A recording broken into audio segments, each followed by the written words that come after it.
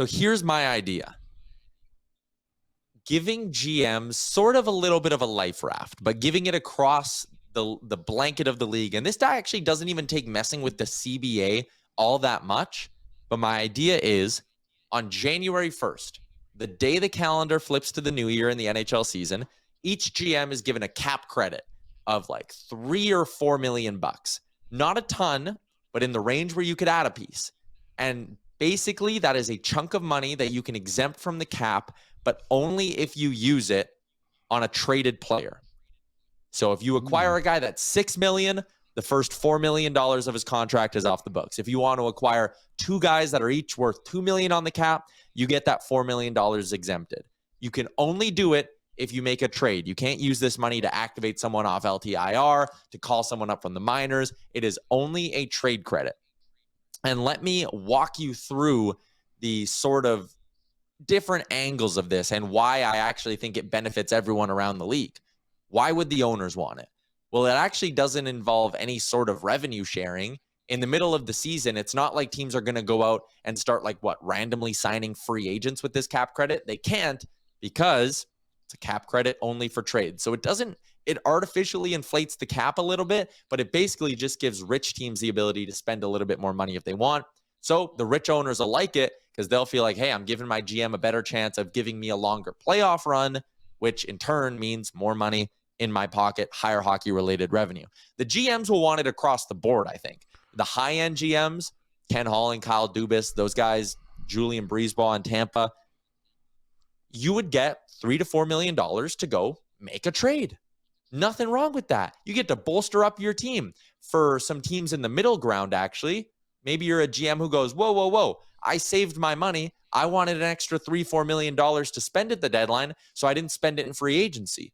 Well, now that GM can freely go spend the cap in the summer, and at the deadline, he knows he's getting a little bit of money back and a little bit of a buffer. There you go. Another check. GMs who are either in the middle or who are at the top would love to get this credit. Easier to make trades because you have cap space. Also, from a player's perspective, there's more money spent in the offseason this way, in my opinion. I think you would get teams who, again, right now might be sitting there and going, hey, we're going to save $2 or $3 million bucks and see what life's like at the deadline. Now they might be more incentivized to, no, I'm going to spend right to the cap every single summer because I know at the deadline or on January 1st, I'm getting this $3 to $4 million cap credit. So boom, another box check. The teams who are down at the bottom, who are sellers every year, the Coyotes, the Blackhawks, the Habs, you know what they'd say?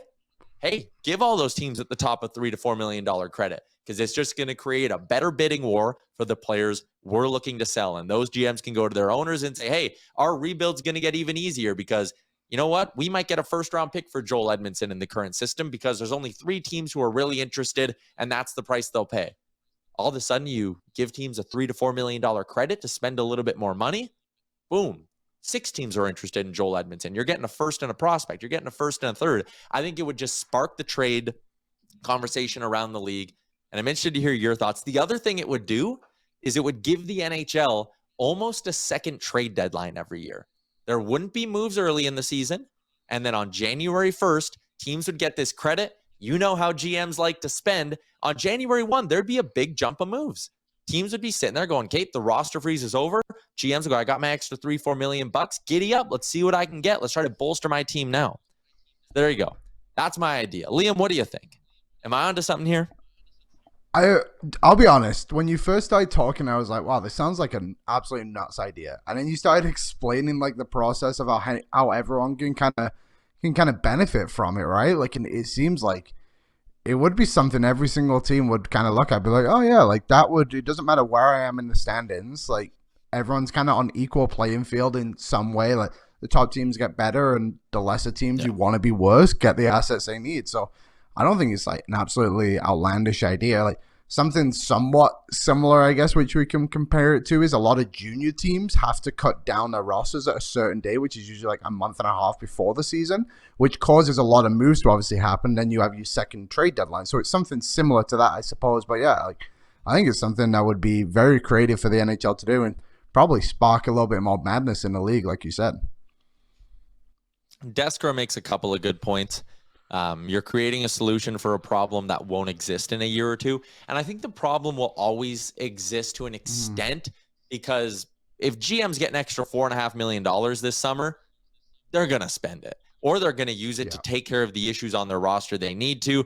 Next year, I guarantee you this will still be a problem. Every trade deadline. That's why we're talking about third-party brokers all the time, because GMs can't help themselves.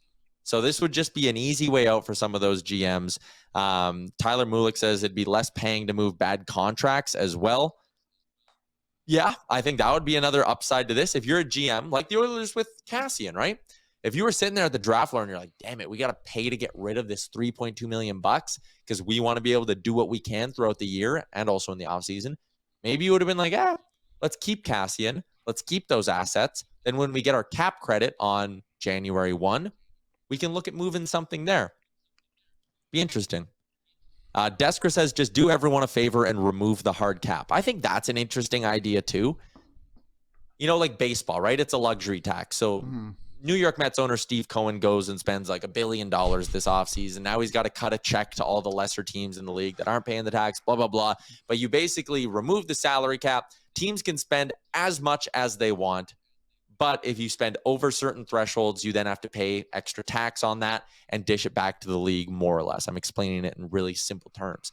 I don't love the idea of the NHL doing that because I think you'll end up with maybe what you had in the early 2000s, which was a couple of teams that spend way more than everyone. The haves and have-nots would become more apparent. And I like having some angle of parity in the league. So not a full hard cap. I don't like the full hard cap. I don't think it's great. But I don't like the idea of just removing it all together and saying spend away as long as you're willing to pay the tax, because then you'll really open up the floodgates. And I think that might be a little bit of opening up Pandora's box. It's also the whole reason we had a lockout in 0405, right? So I don't know if I would necessarily go there, but I do think there's a bit of a middle ground to be had. And I think maybe giving a credit halfway through the season that says, hey, do what you want with it. Go make a trade. It just makes the sport more exciting. Trades and transactions are more exciting. So why not try to grease the wheels a little bit around the NHL?